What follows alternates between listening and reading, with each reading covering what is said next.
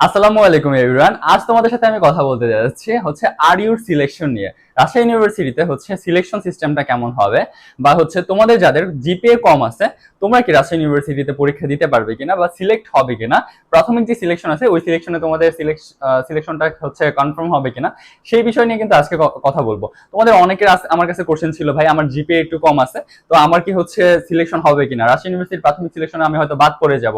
যারা হচ্ছে 24 ব্যাচ আছে ওদের তো অনেক জিপিএ 5 অনেক বেশি, তো হচ্ছে ওদের সাথে কি আমরা পেরে উঠবো কিনা, এরকম হাজারটা কোশ্চেন হচ্ছে তোমাদের মনে এখন আছে। তো এখন আমি এই জিনিসটা একটু ক্লিয়ার করে দিই তোমাদেরকে। এত ভয় পাওয়ার কিছু নেই। প্রথমত একটু শুনো, হ্যাঁ। তোমরা যদি অনেকে জানো বা অনেকে জানো না, যেটা হচ্ছে যে রাজশাহী ইউনিভার্সিটির এবারের যে পরীক্ষাটা আছে সেটা কিন্তু একটা কথা চলতেছে যে 4টা বিভাগীয় কেন্দ্রে হচ্ছে তোমাদের এক্সামটা হওয়ার একটা পসিবিলিটি আছে।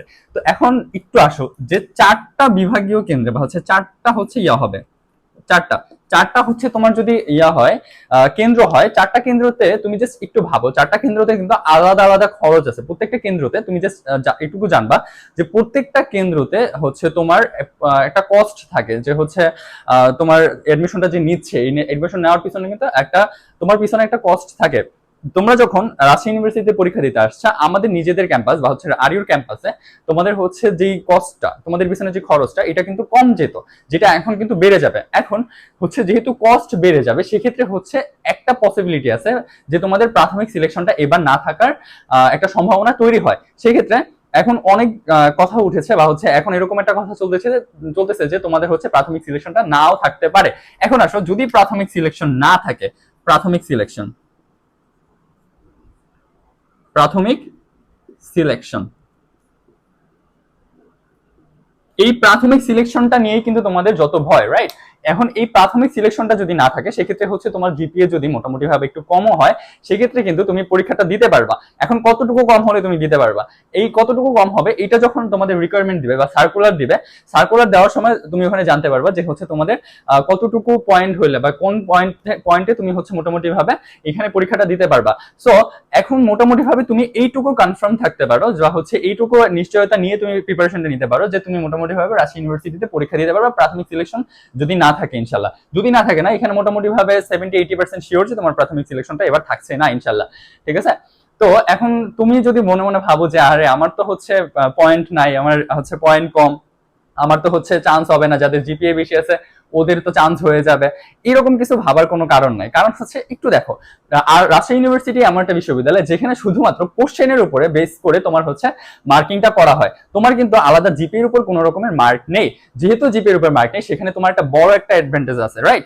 যে এই অ্যাডভান্টেজটা তুমি কিন্তু চাইলেই গ্র্যাব করতে পারো। কিভাবে গ্র্যাব করতে পারো বা কিভাবে লুটে নিতে পারো, সেটা হচ্ছে যে তুমি যদি প্রিপারেশনটা ভালো রাখো, প্রিপারেশনটা যদি তোমার সুন্দর হয়, সেক্ষেত্রে হচ্ছে তুমি যদি সেকেন্ড টাইমারও হও বা তুমি যে ফার্স্ট টাইমারও হও, তুমি কিন্তু হচ্ছে যে কোনো কাউকে পিছনে ফেলতে পারবা।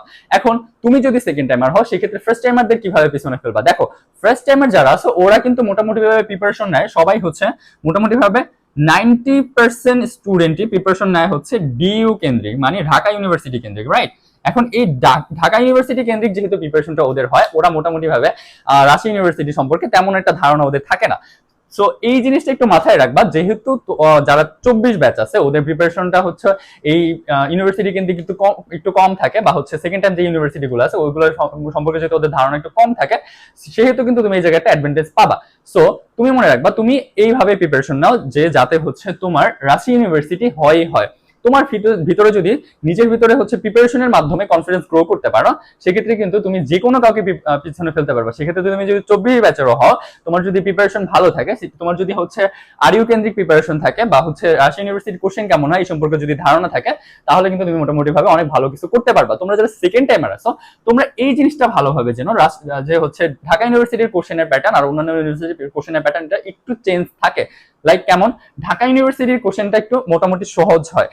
যারা ফার্স্ট টাইমার থাকে ওখানে সেকেন্ড টাইমার যেহেতু নাই, সেক্ষেত্রে হচ্ছে ওদের মানে সেকেন্ড টাইমার না থাকার কারণে ওদের কোশ্চেনটা ওরকম একটা হার্ড করে না, কিন্তু যে জায়গায় সেকেন্ড টাইমার থাকে ওখানে কিন্তু কোশ্চেনটা একটু হার্ড হয়, রাইট? সো তুমি প্রিপারেশনটা নিবা এইভাবে, জিপিএ তোমার কম থাকুক বা বেশি থাকুক এটা নিয়ে কোনো সমস্যা নেই, তুমি হচ্ছে প্রিপারেশনটা যদি সুন্দরভাবে গুছাইতে পারো তোমার কিন্তু হয়ে যাবে।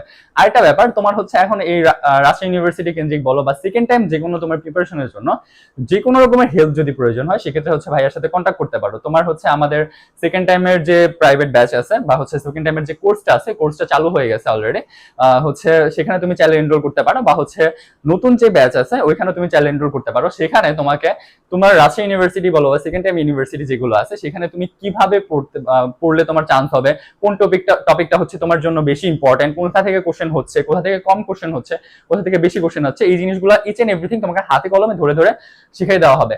ইভেন এটা ছাড়াও হচ্ছে সেখানে আরেকটা ব্যাপার, সেটা হচ্ছে ভাইয়া নিজে তোমাদের ওইখানে ক্লাস নিচ্ছি বা ক্লাস নিব ইনশাল্লাহ, ঠিক আছে। আর আরো যে জিনিসটা তুমি ওখানে পাবা সেখানে হচ্ছে তুমি এক্সাম বলো, তারপরে হচ্ছে তোমার রুটিন করে দেওয়া, রুটিন করে করে তোমাকে হচ্ছে ওইখানে এক্সাম নেওয়া হবে। তোমার একটা ক্লাস নেওয়ার পরে ওই ক্লাসের উপরে তুমি হচ্ছে একটা এক্সাম পাবা। তারপরে হচ্ছে এছাড়াও তোমার হচ্ছে একটা 3 দিন বা হচ্ছে 4 দিনের মাথায় একটা বড় এক্সাম হবে, মানে বড় এক্সাম বলতে তোমার ভার্সিটি কোশ্চেনের আদলে কিন্তু এক্সাম হবে। তো এগুলোর মাধ্যমে তোমার প্রিপারেশনটা কিন্তু একদম গোছালোভাবে সুন্দরভাবে আগাবে। এছাড়াও তুমি পাবা solve class, each and everything তোমাকে যেভাবে গোছায় দেওয়া লাগে সেটা ভাইয়া নিজে করে দেবো ইনশাল্লাহ, ঠিক আছে।